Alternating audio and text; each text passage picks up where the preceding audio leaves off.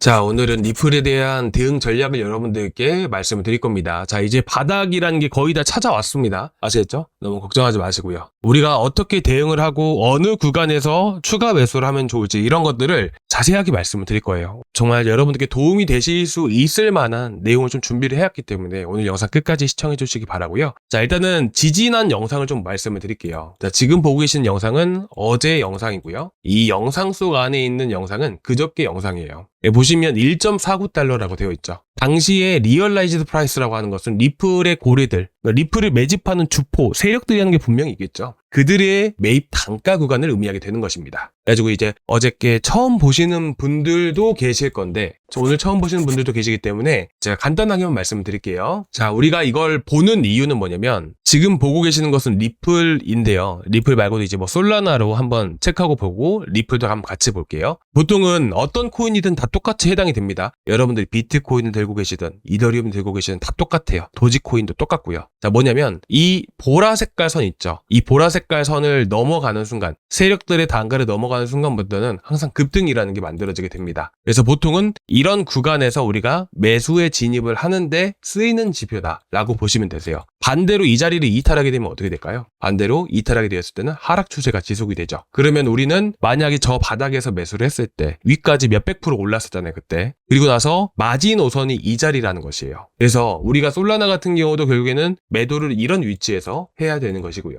자, 그 이후의 흐름들을 같이 한 번 더 체크를 해보게 되면 마찬가지로 바닥을 횡보하고 그리고 나서 상승 추세의 시작 자체가 어디서 나오는 건가요? 이 보라색 선을 기준으로 해서 나오게 되죠. 자, 그러면 우리는 앞으로 다음에 투자를 했을 때 어디서 매수를 하면 좋을까요? 바로 이 구간에서 매수를 하면 좋겠죠. 자, 보시면 이 가격대가 한 90달러 구간이고요. 밑바닥이 9달러예요. 한 90% 정도 떨어졌죠. 자, 이런 걸 피하기 위해서 우리가 이런 것들을 보는 거예요. 자, 그 다음에 우리가 리플을 볼게요. 자, 리플 같은 경우도 마찬가지입니다. 자, 리플도 보시게 되시면 이 구간대 돌파를 하면서 큰 시세가 나와줬었죠. 이때는 이제 2017년도예요. 2017년도. 당시에 돌파하는 위치가 0.009달러였고요. 그리고 고점까지 이제 2.73달러예요. 말도 안 되게 많이 올랐죠. 0.009달러에서 2.73달러까지. 이제 계산이 잘 안 되긴 하는데 어마무시하게 올랐습니다. 그리고 나서 이 자리를 이탈하니까 어떻게 되나요? 하락 추세가 이어지게 되죠. 단기적으로 지지를 해주는 위치인 건 맞아요. 돌파를 하고 나면 무조건 급등을 한다기보다는 리플과 같이 급등락이 심한 등락이 큰 코인들 같은 경우에는 이 구간은 강한 지지 구간에 해당이 된다. 이렇게 보시면 되실 것 같아요. 돌파를 했을 때는. 하지만 이탈하게 되면 다시 하락 추세. 그쵸? 그리고 나서 어떻게 됩니까? 다시 한 번 더 재돌파하고 나서부터 해서 큰 시세 주게 되죠. 그렇죠? 그러니까 이렇게 여러분들이 이런 걸 보면서 앞으로 투자를 하신다면 수익을 많이 보실 수가 있겠죠. 그렇죠? 결국에는 이런 위치를 계속 최근에 강하게 지지해줬던 위치도 결국 세력들의 단가니까 강하게 지지를 해줬던 거예요. 아시겠죠? 그래서 결국에는 우리가 이 현재 손실이 진짜 많긴 하지만서도 다음에 상승장이 왔을 때 우리가 이런 것들을 확인을 하고 들어간다면 수익을 되게 많이 볼 수가 있겠죠. 무튼 그래가지고 지금 보시게 되시면 현재 위치 어떤가요? 지금 거의 이 구간에 도달해 있죠. 근데 이거는 어저께까지만 갱신이 된 데이터예요. 그래서 지금 현재 상황에서 볼 건데 제가 지금 어저께 영상에서는 1.47달러로 낮아지고 있습니다 라고 말씀드렸었죠. 그래가지고 현재 오늘 기준으로는 안 나오는데 어제 기준으로 봤을 때는 1.47달러가 맞습니다. 그래서 이 구간에 대한 원화 가격이 원래는 제가 2180원 구간을 제시해드렸는데 이게 1.47달러로 떨어지다 보니까 제가 제시해드렸던 가격대가 바로 2130원에서 2140원 구간을 제시를 해드렸어요. 근데 오늘 몇 요일인가요?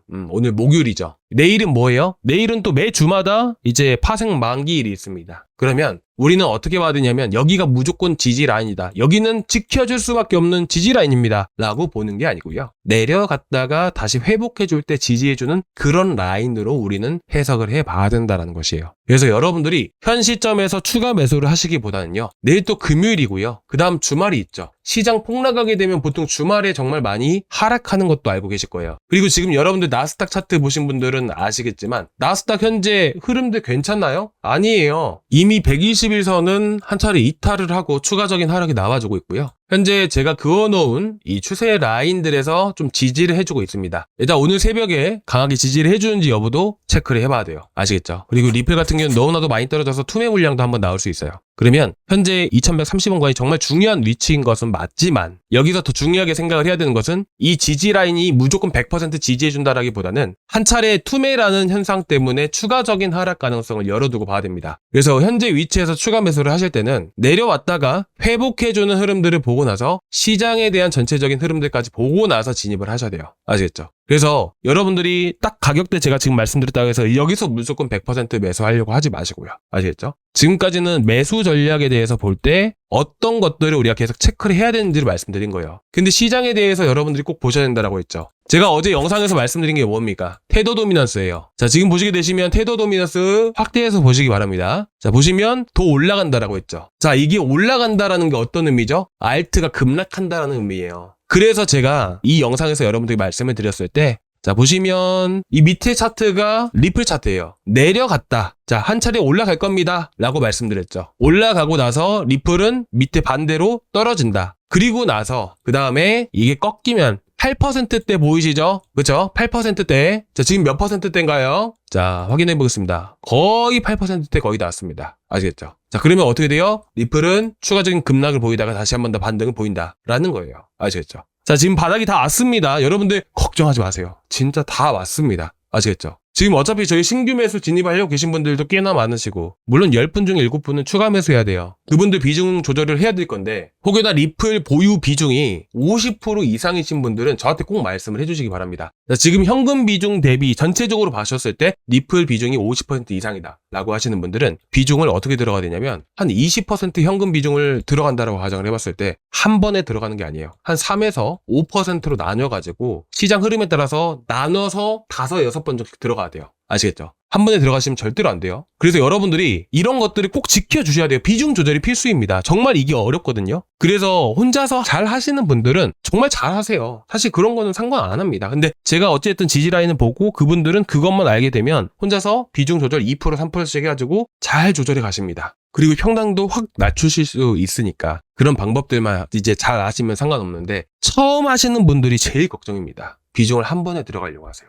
그러면 리스크가 커질 수밖에 없습니다. 정말 그래요. 나중에 여러분들이 1년, 2년, 3년, 5년 이렇게 매매를 하시다 보면 이게 얼마나 위험한지는 그때 가서 느끼실 수가 있을 거예요. 그래서 지금 어떻게 보면 딱 한 번뿐인 기회가 온 거예요. 딱 한 번을 여러분들이 한 번에 매수하고 그러면 기회라고 부르지는 못합니다. 그런 것들을. 그래서 저는 여러분들이 혼자서 하시면서 이걸 어떻게 해야 될지 모르시겠다라고 하시면 구독자방에 꼭 말씀을 해주시라고 제가 말씀을 드리고 싶습니다. 절대로 그렇게 하시면 안 되세요. 자, 그리고 비중 30% 이하이신 분들. 비중 30% 이하인데 현재 현금 비중 20%를 추가 매수를 하려고 한다. 아니면 10% 추가 매수를 하려고 한다. 그러면 3분할 매수를 한다 라고 보시면 되세요. 아시겠죠? 이분들은 걱정을 안 합니다. 이분들은 그냥 그대로 하시면 되세요. 일단 첫 번째, 일단 제가 말씀드린 대로 한 번에 하락이 나와야 되고 2,000원짜리까지 한번 이탈하는 흐름들이 나와줘야 돼요. 왜? 투매가 나와야 되니까. 투매는 크게 나옵니다. 그래서 2,000원짜리 이탈하고 나서 1,140원에서 1,130원권을 다시 회복해 주잖아요. 그때 3분할, 20%에 3분하면 6%씩.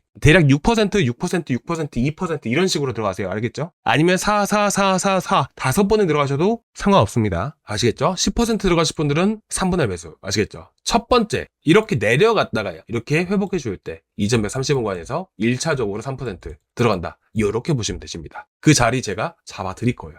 아시겠죠? 자, 지금 여러분들이 많이 힘드신 거 알아요. 근데 힘들다고 생각한다고 해서 이 상황이 나아진다면 저도 똑같이 힘들다고 생각을 하겠죠. 근데 저는 이렇게 생각을 합니다. 위기에는 분명히 기회라는 게 공존할 수밖에 없다라고 생각을 해요. 저는 그래서 항상 좋은 생각만 하고 스트레스 덜 받기 위해서 항상 앞으로 어떻게 우리가 대응을 해서 나가서 앞으로 우리가 어떻게 잘 해내길 수 있는지 이런 것들을 위주로 해서 저는 항상 고민하고 생각을 합니다. 이렇게 해야 저도 꾸준히 투자를 하면서 오래 할 수가 있기 때문이에요. 어떻게든 내가 손실난 거를 최대한 회복할 수 있는 방법이라고 저는 생각을 합니다. 그래서 이런 방법들을 고수하고 저도 그런 마인드를 가지고 하고 있습니다. 여러분들께 이런 힘찬 마인드, 정말 좋은 마인드 전달드리고 싶고 이번 시장 잘 이겨나가고 싶습니다. 여러분들이 잘 지켜봐 주시기 바라고 지금 혼자 하시면서 힘드신 부분들 있으시면 얼른 여러분들 고정 댓글란에 링크 있으니까 구독자방 빨리 들어오세요. 자, 일단 오늘 여기까지 좀 준비를 했고요. 걱정되신 거 있으면 언제든지 말씀을 해주시고 자, 그런 거 참지 마시고 꼭 말씀을 해주세요. 그래야 조금이라도 해소시켜 가면서 우리가 좀 더 힘내고 이렇게 딱 투자도 해볼 수 있는 거죠.